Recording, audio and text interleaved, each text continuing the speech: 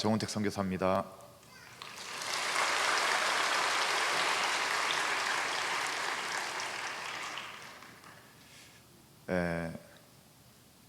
하나님의 계획하심과 저의 계획은 매우 다릅니다. 저는 또 한 번 그것을 경험하는 어제와 오늘이었습니다. 저는 인천에 살아요. 그래서 이 대전에 오늘 오전에도 두 번의 그 집회 설교가 있었습니다. 그래서 하루 전에 와서 기도하고 또 그 예배를 준비하고 그렇게 하려고 어제 내려왔습니다. 근데 이게 뭔가가 이제 좀 오해가 있었나 봐요. 인터넷을 통해서 숙소를 예약하다 보니까 조금 미스가 난 부분이 있어요. 그래서 제가 묵은 그 숙소가 러브호텔이었어요. 유성에 있는 러브모텔이었습니다. 아유, 되게 마음이 심란해지더라고요. 뭐 별로 그분들이 저한테 이렇게 한 건 없어요.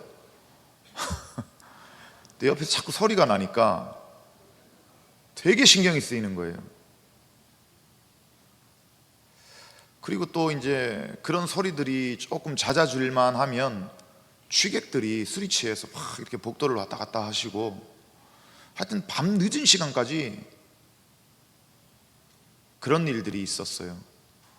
그래서 예배를 준비하고 뭐 이런 기도는커녕 그냥 살아남기 위해서 발버둥을 치는 기도를 했습니다.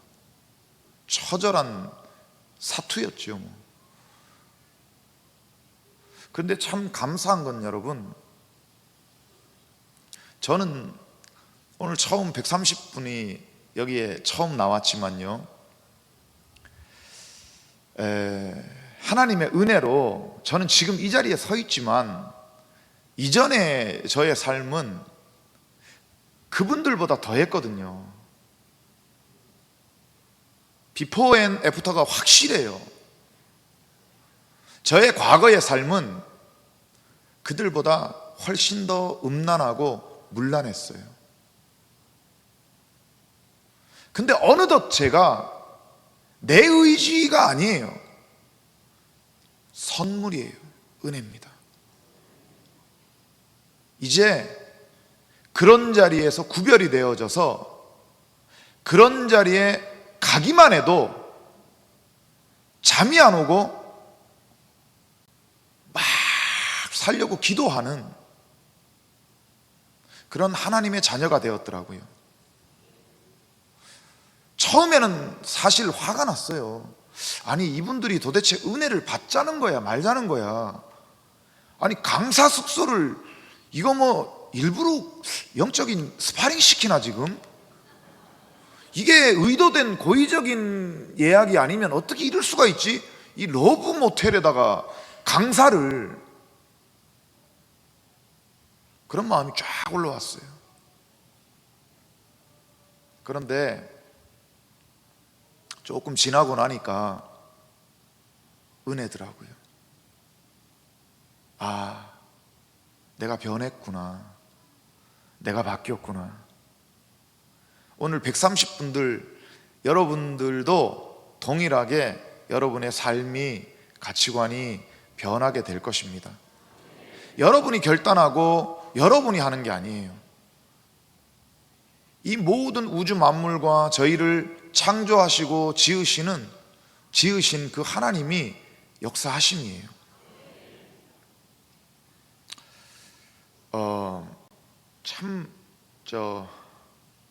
이 땅에는요, 예수님이 필요한 자들이 참 많아요.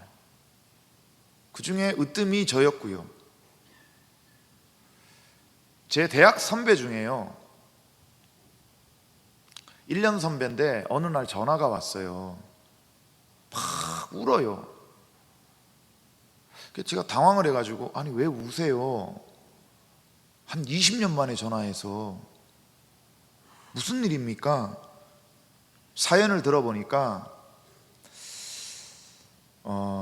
이분은 이제 저희는 연극과를 졸업했거든요. 그래서 이제 연극이나 아니면은 뭐 영화나 드라마에서 일을 해야 되는데 이분은 남편을 만나서 가정주부가 됐더라고요.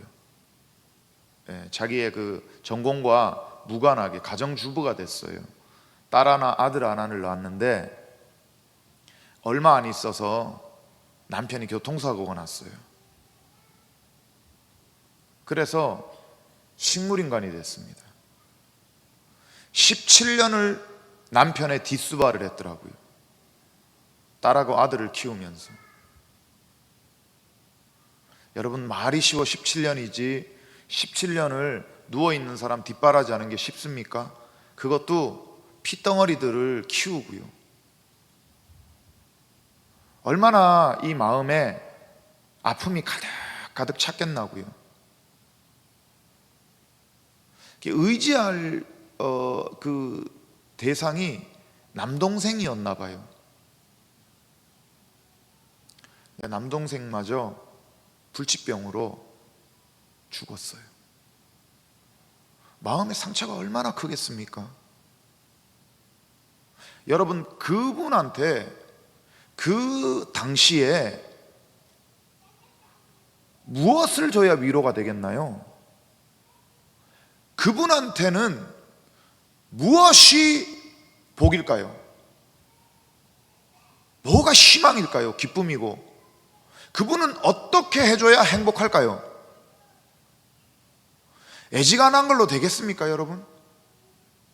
어린 반푼어치 택도 없지요? 자기가 유일하게 말벗이었고 의지하고 기댔던 게 남동생이에요. 티격태격했지만. 근데 그 젊은 나이에 남동생마저 죽어버렸어요. 얼마나 이 마음이 무너졌겠어요. 악한 영들은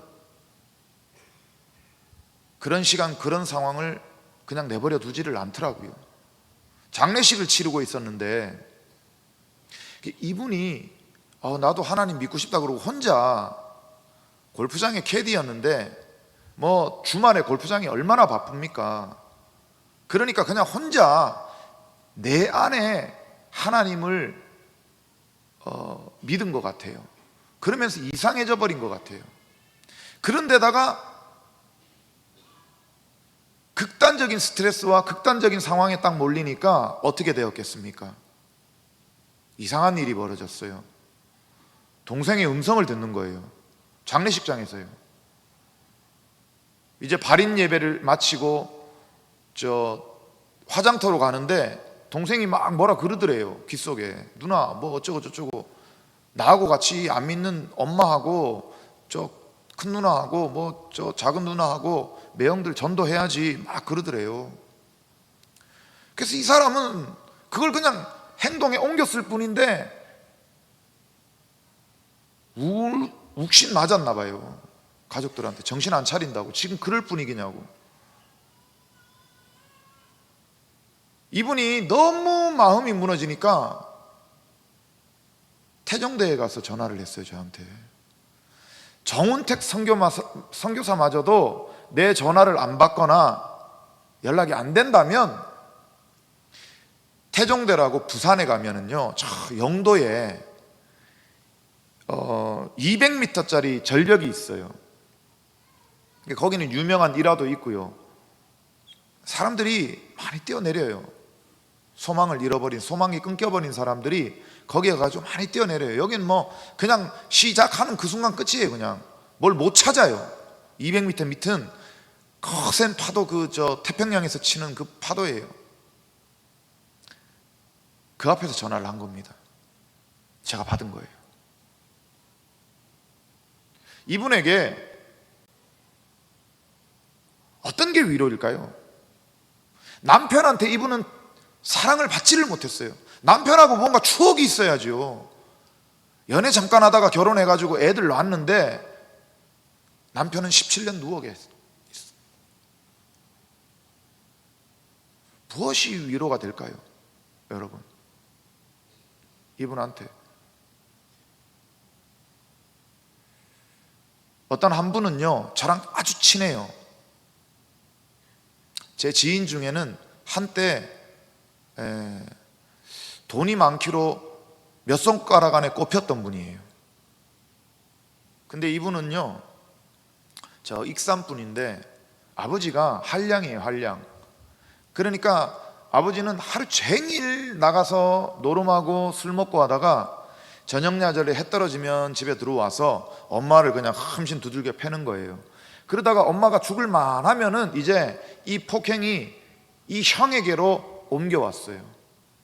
아직 고사리 손에 아직 국민학교 저학년인데, 초등학교. 매를 맞다가 몽둥이가 부러지잖아요. 그러면은요, 여러분, 그 다음날 학교 끝나고 산에 올라가서 그 고사리 같은 손으로 오늘 밤에 자기가 맞을 몽둥이를 자기가 만들어야 돼요. 여러분, 이게 안 당해보시면 몰라요. 비참하다라는 단어도 그런 분들한테는 적절하지가 않다고 저는 생각합니다. 그런 분들한테는 무엇이 위로고 무엇이 소망이고 그들에게는 무엇이 복일까요? 누군가 키다리 아저씨가 나타나가지고 등록금 주는 게 복일까요? 아니죠. 그분이 집에서 이제 도망을 나와가지고 야밤도주 했어요. 그래서 서울에 올라와서 학벌이 됩니까? 집안이 됩니까? 뭐가 있나요? 어디 가겠어요? 고물상으로 갔어요. 하루에 1시간 잤대요, 진짜로. 그리고 자기한테 주어진 시간을 남들의 2배를 열심히 일을 했대요. 그리고 그 시간이 끝나면 이제 자기 걸 일한 거예요. 네 거 하나 빌려가지고 온 동네방네 돌아다니면서 고물 모아가지고 한 켠에다가 월세 내고 자릿세, 그리고 자기 고물을 모으고 돈을 모으고, 그리고 리어카 그거에서 이제 포터를 사고 뭐 이렇게 열심히 일을 했나 봐요. 이분은 자수성가했어요. 포스코에 스테인레스로는 1차 벤더가 됐어요. 그러니까 최우선적으로 스테인레스를 납품하는 회사의 대표가 됐어요. 젊은 나이에. 가장 큰 펜트하우스에 살아요. 어느 날 집에 놀러 갔더니 아니 집안에 폭포가 흘러요. 폭포가 엄청나게 큰 집이고 복층이고, 그분은 그 어릴 때 그 아버지로부터의 사랑받지 못한, 아버지로부터 그렇게 구타당했던 그러한 슬픔이나 아픔, 이 상처들이 그 성공으로 위로가 됐을까요? 위로가 됐겠나요? 몇 천억대 부자였어요. 저도 그만한 돈은 만져본 적이 없어서, 근데 뭐 옆에서 이렇게 어느 정도 같이 생활을 해봤기 때문에 대충은 알지 않습니까?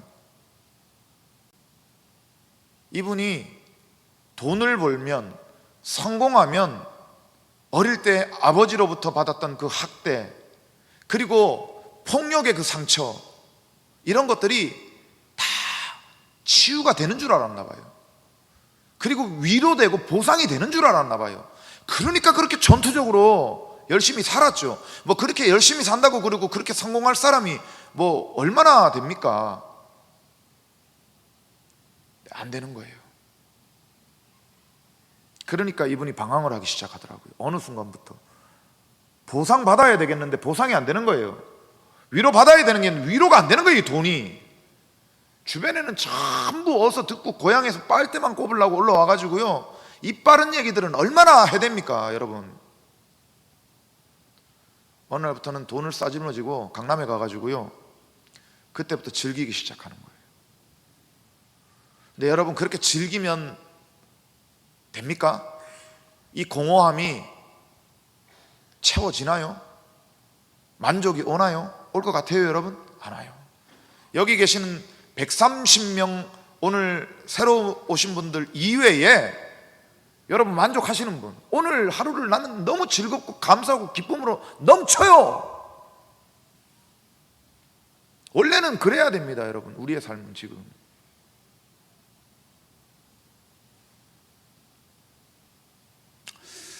이분이요, 어떻게 됐겠습니까, 여러분?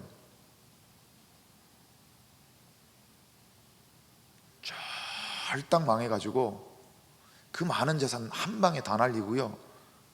어느 날 연락을 해보니까 저 청량리역 뒷골목으로 가면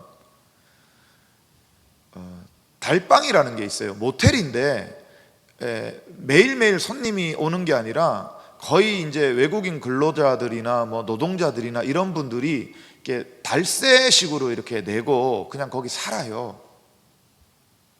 거기에 가서 아직 신발이나 이런 것들은 명품이에요.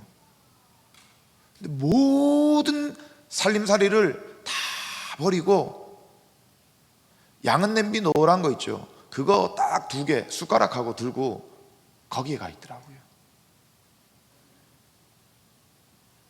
근데 이분에게 그때 필요한 게 뭐였겠어요, 여러분? 이분은 그러면 인생의 영원한 패배자인가요? 이제는 이 사람은 사는 낙이 없을까요? 그 어떻게 삽니까? 근데 이분이 진짜 살 방법이 있고 진짜 살 방법을 열어주는데도요, 귀가 다치고 눈이 멀어가지고 자신의 과거의 매여가 붙들려가지고 벗어나지를 못하니까 새로운 인생을 받아들이지를 못해요. 이분이 할 수 있는 게 뭐냐? 2주먹을 불끈 쥐고 쓴 소주잔을 딱 삼키면서 나는 다시 재기할 거야. 재기가 될까요? 그리고 재기가 되어 본들, 그는 그 전에 그 이루었던 것을 다 날린 그러한 실수를 다시 되풀이하지 않을까요? 절대요. 인생은요, 반복이에요. 무한 반복. 이분에게 필요한 거 딱 하나입니다.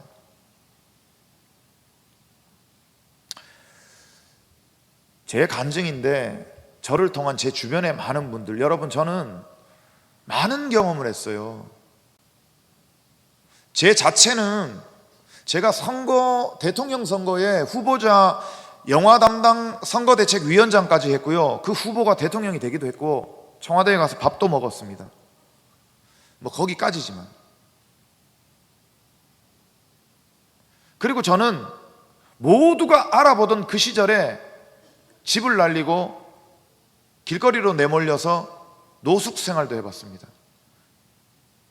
그래서 찜질방조차 갈 수가 없었어요. 왜냐? 사람들이 다 알아보고 사인해달라 그러고 팬이라 그러고, 그들은 나의 껍데기만 보고 영화 배우고 자기가 팬이래요. 사진 찍어달래요.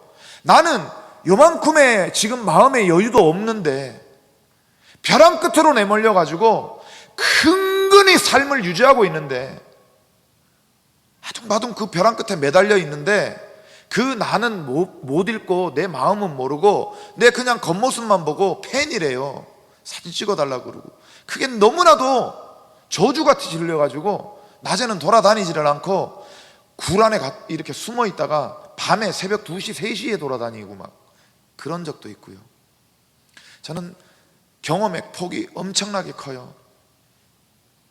그런 제가 내리는 결론을, 그리고 또 그런 지인들을 통한 많은 인생의 어떠한 이게 인생이구나 라고 경험한 거를 여러분들한테 지금 나누고 있는 것입니다. 그걸 그대로 나누고 있는 게 아니라 이게 어떻게 됐든 간에 이 교회에서 핵심으로 선포하고 바라봐야 될 십자가의 복음으로 지금 여러분들한테 나누고 있는 것입니다. 예전에 정준호 형이랑 신현준 그 집사님이랑 토크 프로그램 같은 데 나오면 아랍의 왕자하고 친하다고 친구라고 이렇게 얘기를 많이 했었어요. 실제로 맞아요. 근데 이분들하고 직접적으로 친구가 아니라 제 지인이기도 하고 그분들의 지인이기도 한 분이 계세요. 울산에서 현금으로는 뭐 몇 번째 가라면 서러워할 정말 그 원자력 쪽의 사업을 하는 기업의 그냥 외동 아들이에요. 아들 하나 딸 하나에. 돈이 어마어마해요. 집에 들어가면 철문을 열고 문을 열어줬는데도 진짜로 차로 한 5분을 들어가야 돼요. 그래야 본집이 나와요.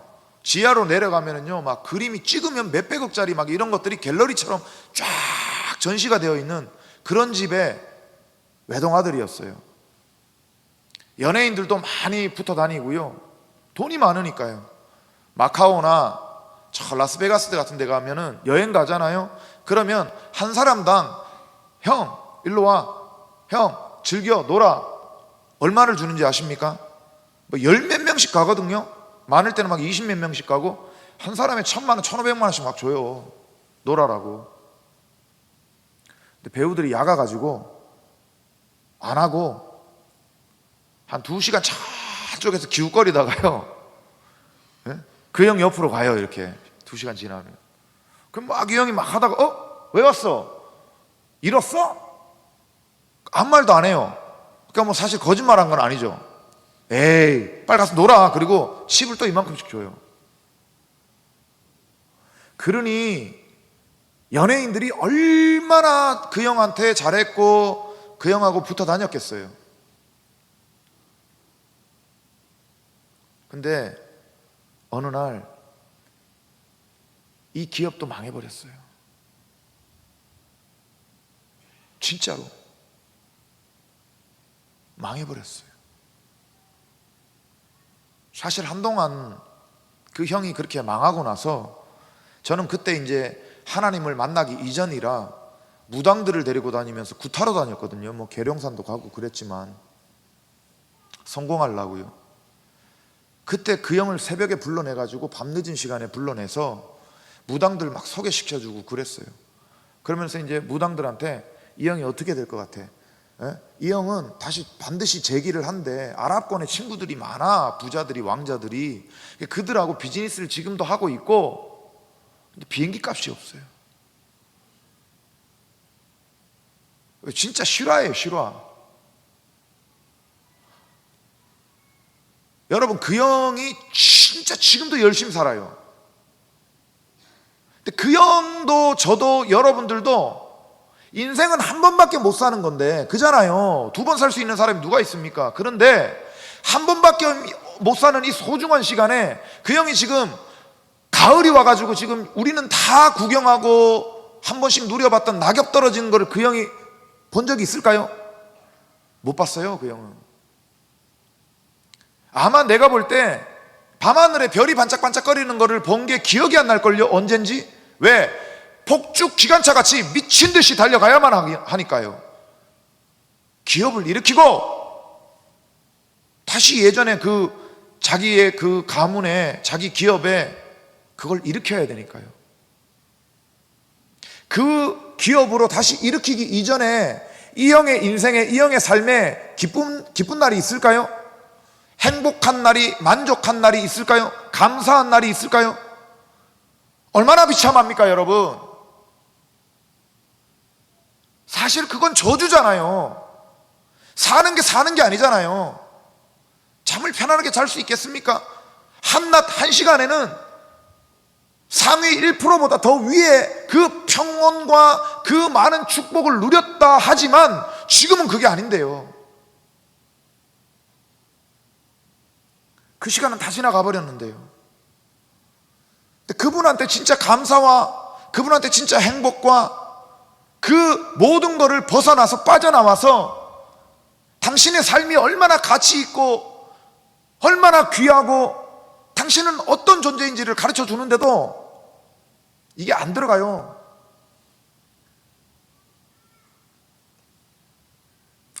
제가요 2011년 3월 1일 날 영화배우 때 가장 피크 팍 칠 때 집을 하나, 큰 평수의 집을 샀는데 거기서 꽤 오래 살았어요. 한 10년 넘게 살았어요. 그러다가 2011년 3월 1일 날 이 집이 경매로 넘어갔습니다.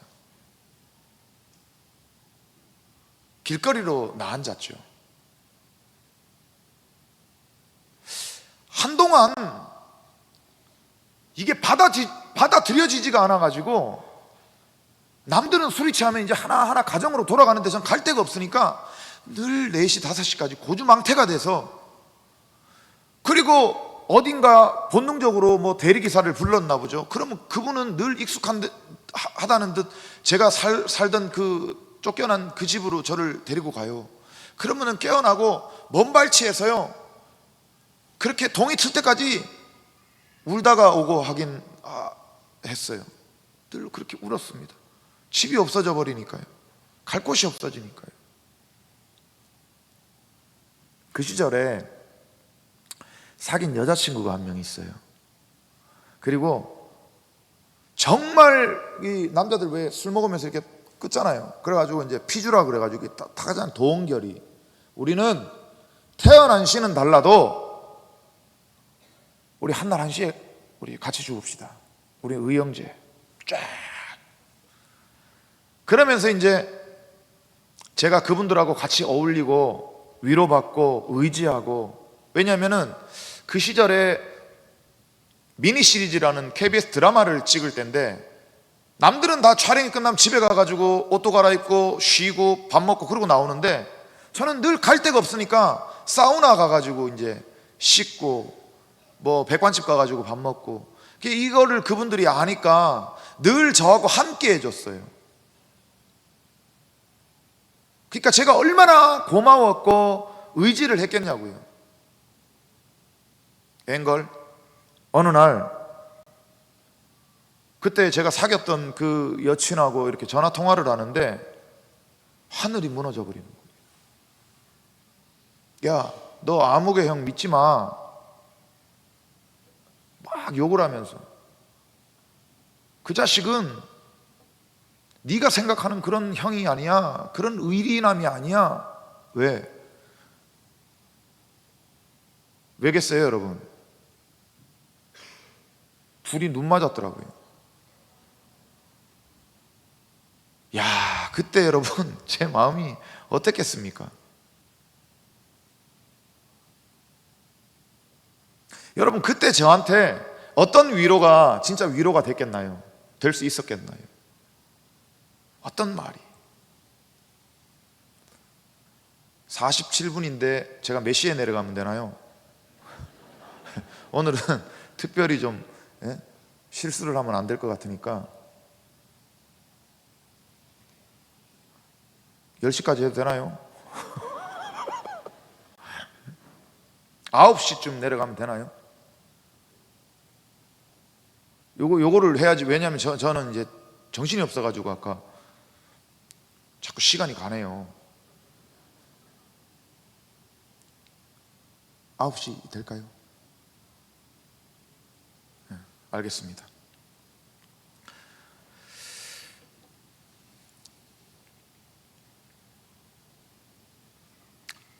한 번은 여러분, 이제 제가 집이 없으니까, 그리고 이 마음에 응어리인 이 화가요, 술이 한 잔 들어가니까 이게 폭발을 하는 거예요. 그래서 폭행 사건이 일어났는데, 공인이다 보니까 이게 막 온 언론에 도배가 되고 난리가 났었어요. 그러니까 이제 점점 더 뭐 저의 소망은 끊어져 버리고 배우의 길은 멀어져 버리고, 점점 저는 벼랑 끝으로 도태되어서 밀려가고 있었어요. 그랬던 제가 이제 재벌가의 딸하고 이렇게 결혼을 해서 제 목표가 재벌가의 사위가 되는 거였습니다.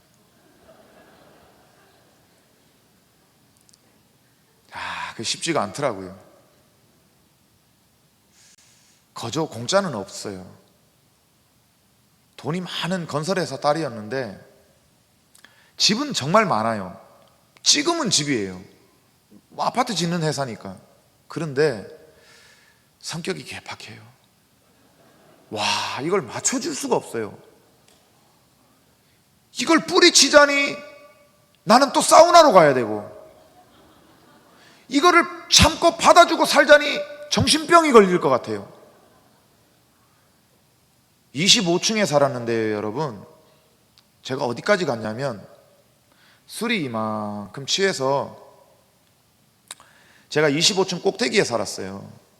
근데 문을 걸어 잠그고 얘가 또 들어와가지고 싸우자고 막 시비를 거니까, 그러니까 그 여자친구 집에 들어가서 얹혀 산 거죠.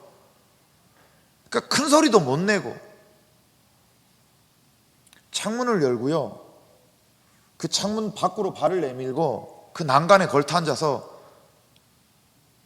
울면서 담배를 핀 적이 한두 번이 아니에요. 근데 여러분, 그게 얼마나 위험한지 지금 상상이 가시죠? 25층이에요. 창문을 열었다니까요. 그리고 이 두 다리를 밖으로 내고 엉덩이를 창가에 이렇게 창틀에 기대고 담배를 폈다니까요. 술이 이만큼 취해서 울면서. 내가 어쩌다가 이렇게 됐지? 나는 누구보다 전투적으로 열심히 살았는데, 난 누구보다 성공이 간절했는데, 목말랐는데, 그래서 나는 행복하게 살고 싶었는데, 나 왜 이렇게 됐지? 나 왜 이렇게 됐지? 여러분, 그때 저를 위로할 수 있는 게 뭐가 있었을까요? 진짜 고독하고 진짜 외롭고 슬펐어요. 근데 더 슬픈 건 뭔지 아세요, 여러분? 추석이었어요.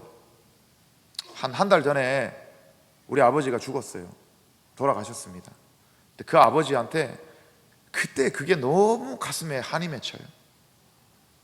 명절이라고 자식들을 찾아서 울산에서 서울로 이분들이 두 부모님이, 이 노인네들이 올라왔는데, 그래도 장남이라고 운택이네 집에 먼저 가보자, 얹혀 살지만 그래도 쟤네 집에 먼저 가자 그러고 왔어요, 그날. 근데 그날 11시 한 20분인가 저녁에 보기 좋게 부모님하고 제가 쫓겨났어요.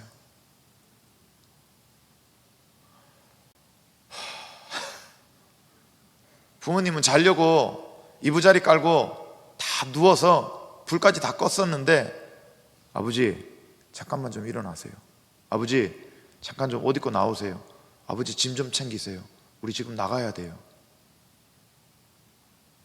그 부모님의 마음이 어땠을까요, 여러분?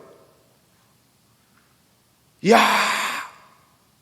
정신의 아들이 우리나라에서 영화배우로 코미디 중에는 1등이라며. 근데 그 영화 봤어 나도. 야, 너무 자랑스럽겠어, 너무 뿌듯하겠어 정씨, 너무 좋겠어, 얼마나 좋아, 얼마나 좋아 정씨.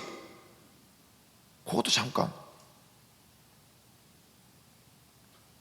짐 챙겨가지고 3명이 아무 말도 없었어요. 그때 여러분, 우리 부모님한테 어떤 게 위로였고 어떤 게 복이었을까요? 만약에 기도를 하라 그러면 어떤 기도를 했겠나요? 저는 그래서 제가 신을 찾아가 봤습니다.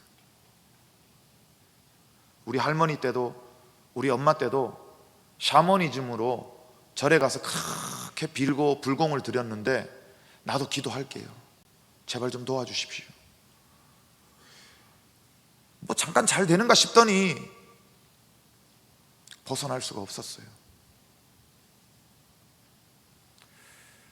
제 친구 한 명이, 제가 2002년도에 영화 보수상륙작전이라고 주인공 처음으로 했었어요.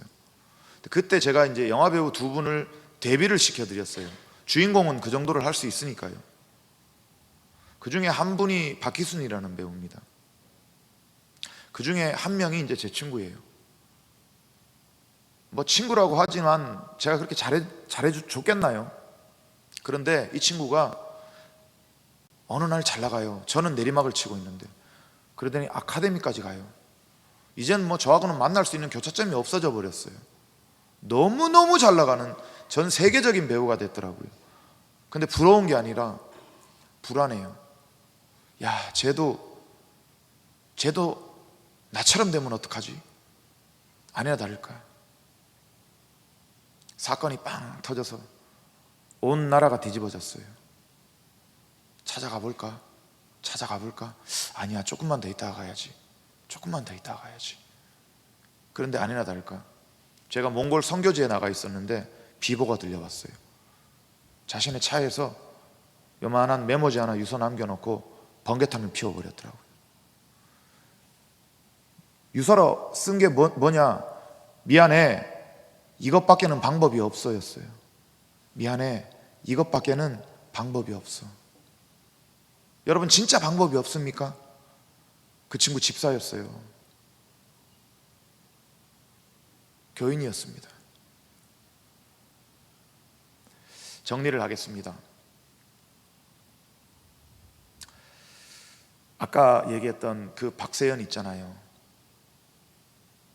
제가 지금 나열한 모든 분들, 제 주변 지인들, 그리고 제 얘기, 저는 2015년 8월 달에 하나님을 인격적으로 만났어요. 처음 만날 때 인격적으로 만나버렸습니다. 그러나 제가 여전히 세상의 기복적인 기도하고 복 받으려고 그러고 잘 되려고 그러고 내가 옛날에 못다한 그 꿈을 하나님 좀 이루어 주십시오 그러고 금식 기도하고 하나님한테 떼쓰고 보채고 할 때, 그러다가 이 기도에 응답이 안 오는 것 같으니까 기도원 기도굴에 가가지고 작정하고 금식 기도를 시작하려고 하는데 정수리에 십자가가 딱 서더라고요. 하얀. 그 전까지는요, 내가 하나님을 인격적으로 만났지만, 그리고 내가 영화 친구라는 거를 통해서 세상이 변해버렸어요. 내 주변은 다 변해버렸어요. 근데 나는 여전히 공고하고 변하지를 않았었어요. 하나님을 만났을 때에도, 하나님을 만나서 진짜 인격적으로 믿고 이분이 살아계시고 이분이 전능자고 이분이 창조주고 모든 걸 알겠는데, 내 마음의 야망과 소망과 내가 지금 여기까지 이 나락의 이 밑바닥으로 떨어진 이 모든 원인을 놓지를 못하더라고요. 근데 그날 십자가를 딱 보고 나왔는데 세상은 그대로예요. 들어가기 전에 별은 반짝거리고 비닐하우스는 펄럭거리고, 근데 나는 바뀌어버렸어요. 완전히. 막 복음을 전하러 다니는데 어느 날 하나님께서 저에게 이런 감동을 주세요. 야, 그거 아니야. 왜냐하면 제가 어떻게 간증했냐면, 나 2015년에 투신하려고 그랬어요. 스스로 목숨을 끊으려고 그랬어요. 너무 절망이라 소망이 없어서, 너무 공허해서. 근데 너무 죽음이 무섭고 불안하고 두려워서 살지도 죽지도 이러지도 저러지도 못하고 바들바들 떨고 있었습니다. 그때 예수님께서 내 손 잡아주시고 그 벼랑 끝에 간신히 매달려 있는 저를 건져내 주셨잖아요. 세상 사람들은 아무도 나를 구해줄 수가 없고 권력가도 재벌가도 나를 도와줄 수가 없었는데 예수님이 내 손 잡고 나를 구해주고 건져내 주셨잖아요. 이렇게 제가 간증을 하고 다녔는데 그날 그 순간 어떤 감동이 오느냐? 그게 아니래요. 뭡니까? 너무 당황했어요. 그럼 뭐죠? 하나님, 그럼 뭐죠? 아들아, 잘 들어. 너 그 순간 이러지도 저러지도 못하고 무서워서 오돌오돌 떨고 있을 때 내가 너를 옆에 세워놓고 너 대신 내가 죽었어. 숨이 막히더라고요. 숨이. 진짜 숨이 막혀요. 아니, 내가 어떻게 살아왔는지 아시면서 나 이 버러지 같은 하나님 앞에 한 100년은 회개를 해도 부족한 이런 저 같은 자를 위해서 예수님이 왜 죽으셨어요? 왜입니까, 여러분? 아들아, 내가 너를 사랑해. 내가 너를 사랑해. 하늘의 비밀을 알아버렸어요. 어제 그 모든, 나는 그런 러브 모텔을 가든 그 사람보다 훨씬 더 죄악으로 가득 찼던 자인데 내 의나 공로가 하나도 없지만 나는 완전히 그들하고는 이제 구별이 되어버렸어요. 왜냐? 아까 제가 말씀드렸죠. 남편의 사랑을 못 받았던 그 제 대학교 연극과 선배, 그분이 필요한 게 뭐였냐면 바로 오늘 여러분들에게 지금 소개시켜 드리려고 하는 예수 그리스도입니다. 그 예수 그리스도가 진짜 내 신랑이고 여러분들의 신랑이에요. 그 신랑을 만나면 우리는 신부로서 사랑받고 우리는 절대로 그 신랑의 사랑에서 끊어지지가 않아요. 그 신랑이 박세현 자매에게 필요했었어요. 오늘 만나기를 축복합니다. 이만석, 아버지한테 사랑 못 받고 두드러 맞고 그렇게 부모의 아버지에게 상처받은 그분에게 필요한 게 누굽니까? 하나님이에요. 하나님을 진짜 만나고 예수님을 진짜 인격적으로 만나고 오늘 여러분들이 영접하면 하나님이 여러분의 아버지십니다. 창조주가 여러분의 아버지십니다. 그런 자가 어떻습니까? 우리가 무슨 의로운 어떤 공로가 있습니까? 선한 행위를 해야 됩니까? 그게 아니라 하나님의 자녀, 하나님이 내 아버지가 되는 순간 우리는 그 하나님이 만들어 놓은 이 영원한 이 모든 것들의 유업의 기업의 주인이 되는 겁니다. 하나님이 그 만들어 놓은 기업이 저 울산의 원자력의 아무리 큰 기업이라 할지언정 그 기업이 어떻게 이 하나님의 기업하고 빗댈 수가 있겠습니까? 그러면은 내 친한 그 형이 누구를 만나야 진짜 기업의 가치와 기업을 보고 눈을 뜨고 위로를 받겠냐고요? 기쁨을 느끼겠냐고요? 안 그렇습니까, 여러분? 저는 집을 빼앗겼어요. 모르니까, 진짜를 모르니까 속아가지고 날마다 그 집 앞에 가가지고 먼발치에서 울었어요. 해가 뜰 때까지 울었어요. 근데 내가 예수님을 만나고 나니까 내 집이 어디 있는지 아세요, 여러분? 저 하늘 위에 하나님의 나라 천국에 내 집이 있어요. 지금 이 땅에서는 그 하나님 아버지가 나를 위해서 예비하신 그 천국의 집보다 견줄 만큼의 집도 아무데도 나는 못 봤습니다. 얼마나 의리의리한 그 베르사유 궁전도 잽도 안 됩니다, 여러분. 그 집이 있더라고요. 이게 실제입니다, 여러분. 전 이 얘기를 하고 싶어요. 마지막으로 이것만 나누겠습니다. 제가 좀 전에 말씀드렸죠. 재벌과 사이 되고 싶었다고. 근데 진짜 될 뻔했어요. 어느 날 예수님 믿고 정말 뜨거웠을 때인데 어떤 분이 어떤 사역지에서 저를 만났어요. 판단하기에 이 정도 되면 되겠다 싶었나 봐요. 장애인하고도 결혼할 수 있어요 그러더라고요. 그래서 제가 뭐라 그랬냐면 내가 영적 문둥병자 중에 괴수였습니다. 그런 나를 하나님이 구원해 주셨는데 내가 장애인이라고 핸디캡이 있다고 해가지고 내가 그를 거부하고 내가 그를 멸시하면 나는 어떻게 하나님 앞에 나아가고 주님 내가 어떻게 보겠습니까? 그런 것 따위는 나에게는 조금 더 이제는 핸디캡이 아닙니다. 하나님의 뜻이 있고 내가 그를 사랑하는 마음이 생기고 하나님이 그런 어떤 긍휼함을 주신다면 업고라도 다닙니다. 그랬더니 소개를 시켜줘요. 조카였어요. 현금 재벌가의 큰딸이었습니다.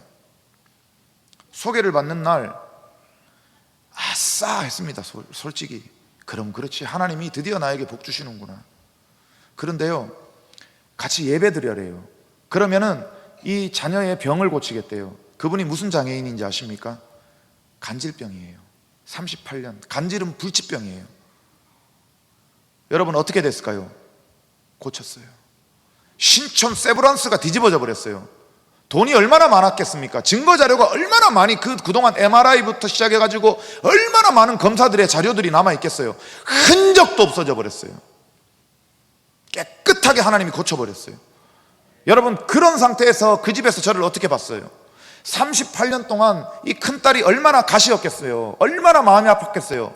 그런 딸을 고쳤어요. 지금 불이 떨어진 주의 종이 내가 그 집에 사위가 되는 거예요. 근데 안 되겠더라고요. 제가 그를 떠났어요. 왠지 아십니까? 나는 이제 진짜 값어치를 보화를 발견했거든요.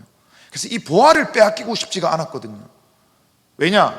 내가 그 재벌가의 사위가 되면 내가 어떻게 만난 예수 그리스도고 내가 어떻게 지금 이 사랑을 깨닫고 알았는데 붙들고 있는데 내가 저 세상의 만몬의 영에 사로잡혀서 물질에 또 넘어지고 쾌락에 또 넘어지고 저 돈에 또 넘어져서 돈 쫓아가겠더라고요. 예수님의 이 사랑을 외면해버리고 예수님을 버리고 시선을 틀어버리고 세상으로 다시 가버리겠더라고요. 그분이 싫은 게 아니라 그럴 확률이 99.9%가 되는 내가 너무 두렵고 무서워서 그 친구를 떠나버렸어요. 요만큼도 후회 안 합니다. 요만큼도. 왜냐? 저는 지금 12평짜리 집에 살아요. 옛날에 집은 10배 컸어요. 근데 그때는 감사가 없고 기쁨이 없었어요. 지금은 집에 너무 가고 싶어요. 지금도 너무 감사해요. 너무 감사해요. 내가 왜 이렇게 됐느냐? 내 안에 예수 그리스도께서 계십니다. 이게 진짜 복입니다. 생명이고요, 영원한 거예요. 오늘 130분 여러분, 그 어떤 복보다 여러분 가장 가치 있는 정은택 선교사의 50년 인생에서 그 수많은 경험 가운데 나머지 모든 것들이 뭐 100년을 더 채워서 비교를 한다 해도 견줄 수조차 없는 그 진짜 복, 그 가장 귀한 가치, 이것이 예수 그리스도인데, 그 예수 그리스도가 여러분들의 마음에, 여러분들의 가정에, 여러분들의 일터의 주인이 되어서 여러분이 그분을 영접하고 의지하잖아요, 믿잖아요. 여러분의 인생은 그 어떤 걸로도 바꿀 수 없고 고칠 수가 없었던 그 무엇인들 여러분의 삶이 바뀌어버리고 여러분의 운명이 바뀝니다. 오늘이 그날입니다.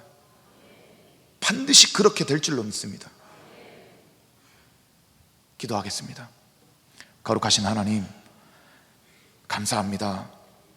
2015년 8월 달에 오돌오돌 떨고 있는 저를 찾아와 주시고, 나 대신 그 자리에서 나를 대신해 죽어주시고 제물 되어주신, 그리고 나와 함께 동행하시며 저 영원한 아버지의 나라 천국을 향해 나를 이끌고 가고 계시는 우리 주님, 오늘 130분, 그리고 오늘 그들을 이곳으로 초대한 이 교회의 모든 지체, 하나님의 자녀들, 그리고 주의 종들, 나보다 훨씬 더 천국에서 앞세워 주시고 나보다 더 귀한 은혜와 성령 충만을 오늘 부어 주시옵소서. 반드시 저 130분의 심령 안에서 음성으로 또 환상으로 만나 주시옵소서.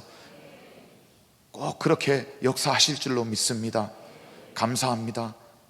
오직 주님을 사랑합니다. 우리 주 예수 그리스도의 이름으로 기도드립니다. 아멘.